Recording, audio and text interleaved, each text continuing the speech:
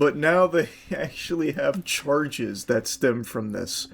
A customer who left a 1-star Google review of the business on its grand opening in March. Didn't think nothing of it until I was reminded 3 months later. Smith says he was working as a food delivery driver when Mallory Goldman recognized him at a stoplight and asked to speak with him about the review.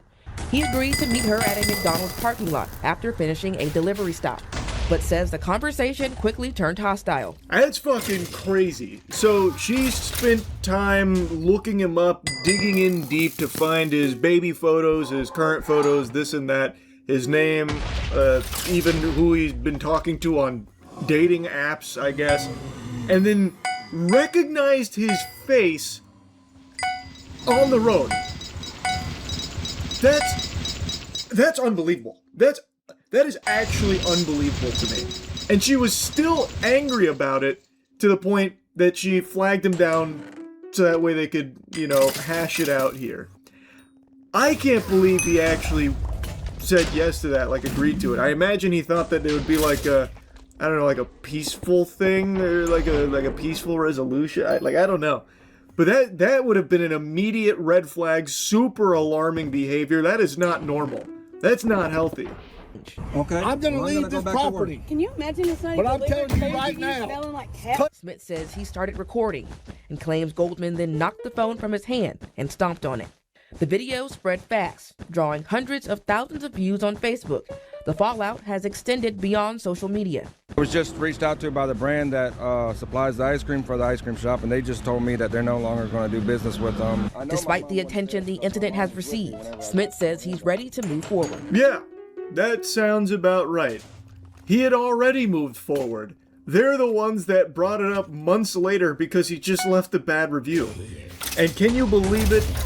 Their supplier pulled out from the local scoop. Oh, they'll rue the day, no doubt. The local scoop, a meteoric rise, no doubt, is on its way. So yeah, not only did they get charges, they lost their ice cream supplier. So now Mallory's gonna have to just be whipping that shit up by herself in the garage or something, doing an old natural, just supplying the ice cream out of thin fucking air or something. Get herself some fairy godparents to just wish some ice cream into their shop now. It's like, it was so easily avoidable. It was apparently doing well, making $42,000 in 2 months, and then she decided to torpedo everything by hunting this man down like an animal, all because he left a 1-star review. Fucking wild stuff, man. I had to yap about it. I had to. That's really about it. See ya.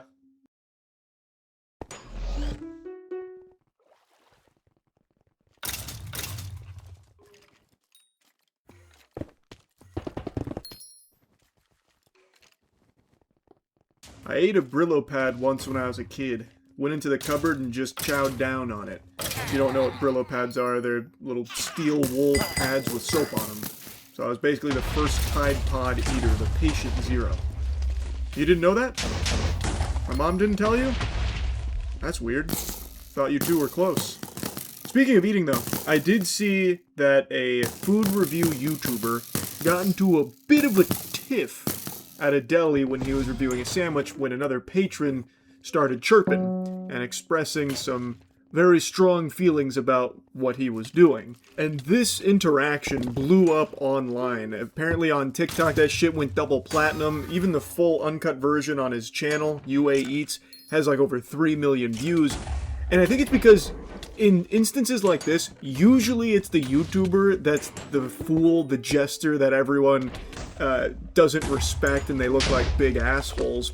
Because it is very easy to dislike streamers and YouTubers because in a lot of cases they're like disruptive or being a nuisance to the people around them. Something I talk about a lot is how they treat others in public as like their little props to exploit for their content.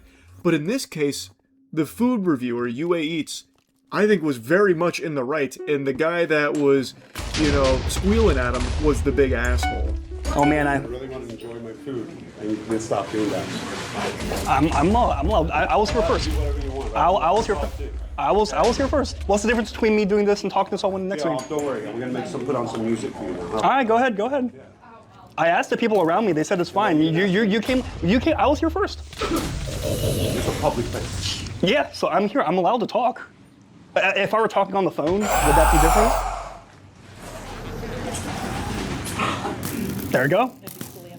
Dude put him in the scholar's mate right there. He just popped over his king there when he made the comparison. If I was talking on my phone, would it be any different? Goober had no response. That was crickets right there. But then his girlfriend said it'd be equally as annoying, which desperately fishing for something to respond with when she knows that's not true, because you can literally hear other people in the deli talking to each other or potentially talking on the phone. So how would him being on the phone be equally as annoying unless he was being really loud? Which, if he was, I would be more understanding of, but he wasn't, and you'll see that here in a moment. So he is just trying to review this sandwich here, and this couple sits down right next to him and instantly expresses that they don't like what he's doing and they want him to stop. And he's saying, look man, I was here first, I can do this, I can review this.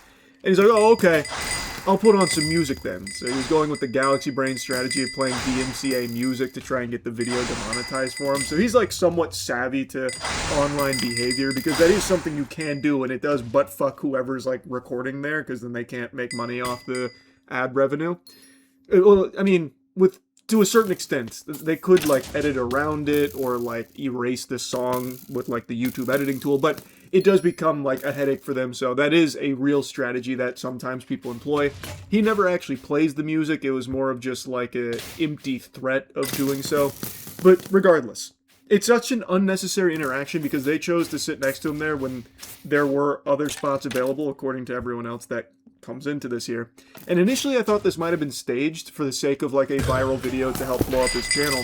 But as I was fishing around, it doesn't seem like he'd be the kind of guy to do that. He just seems like a normal, laid-back kind of guy. So I'd be really shocked if this was staged. But people are talking over there. I was here first. If you don't like it, you can move to the other side of the table. All right, that's what I thought. Come on. All right. All right, so anyways. I was talking about this, you know, it's pretty awesome, isn't it? Nobody likes All right, so anyways, let's try the sandwich here. I hope you have a day job. I do have a day job. This is my day job. This is a very empty day job, if I would say. This is my day job. This is my day job. This is what I do. I came here to Chicago just for this. It's pretty empty. What is your day job? Let me ask. What is your day job? I don't have a job. You don't have a job? No. Oh, that's wonderful. So you're gonna lecture me about a job when you don't even have one yourself? My cheeks were getting red when he said, I don't have a job. So he wanted to try to go down that route here in the dialogue tree, but has no job himself. Quite a tactic. That is one hell of a maneuver there, bud. So he, like, when he's reviewing the sandwich, he's not being loud. Nobody else is in the shot, it is just him. If he was like showing the rest of the restaurant, like without their permission or anything, that'd be one thing. Like if they sat down and now all of a sudden they're part of the content without their consent, I would get that. That's not the case. And before they sat down, he asked the other people around if it was okay. He got their permission to film here at Mr. Beef, which is, I mean, that's kind of a banger name for a spot, especially for something like this to start spawning like an actual beef here between customers over him just reviewing a fucking sandwich pretty tamely. Like, he's not being, you know, bombastic or anything. He's not standing on the table fucking hitting TikTok dances or the cybergoth or something, or shaking it all around. Like, he's just hanging out and giving his thoughts on a fucking sandwich, and this guy has such a huge issue with it. And then he's calling it like a really empty day job. That's cool, brother. I'm sure he was really asking for your perspective on his work, especially from someone as educated on employment as you are, clearly. Like, what the fuck, man? You can not like what he does for a living, but why make a big issue out of it? Like, I don't understand. It's completely useless. You look like a fool. You look like an absolute clown, and I can't even see you, but I can actually hear what your face most likely looks like, and it's a big old fucking frown and a bunch of misery. Yeah.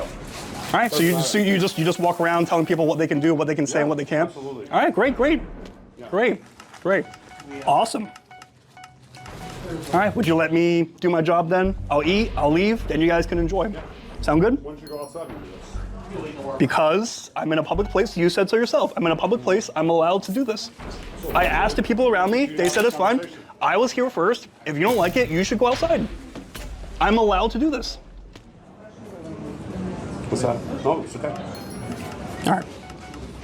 All right. Let's give this a try. That beefy boy sandwich don't mean shit right now. That's not the star of the show anymore. Now it's a battle between UA Eats and this stranger who's now come in here slinging his meat. And let me tell you something, that shit is raw and it is tiny. So he's now saying, why don't you go outside and do this? But as UA Eats says, why don't you go outside? Like, he was there first. He was already talking to the camera when they chose to sit next to him at those seats. Why do that then? Just either go to the other side where you can't really hear him, or eat outside like you just said he should do. Why do you waltz in there, sit down, and then say, all right, now you have to leave because we're here now?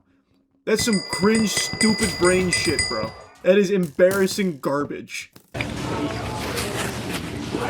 You know, it's pretty good. It's very, very juicy. I think I probably feel like maybe I'm comparing it too much to Al's when I came here a few years ago to Chicago. I think that the flavor could be a little bit stronger. Like the other things they put in, Saint was gracious enough to let him continue with his sandwich review for a little bit there. And it's pretty clear, this guy is not disruptive at all. He's talking very normally, like a normal volume. He's not being, you know, a nuisance or anything like that. If I was sitting next to this guy at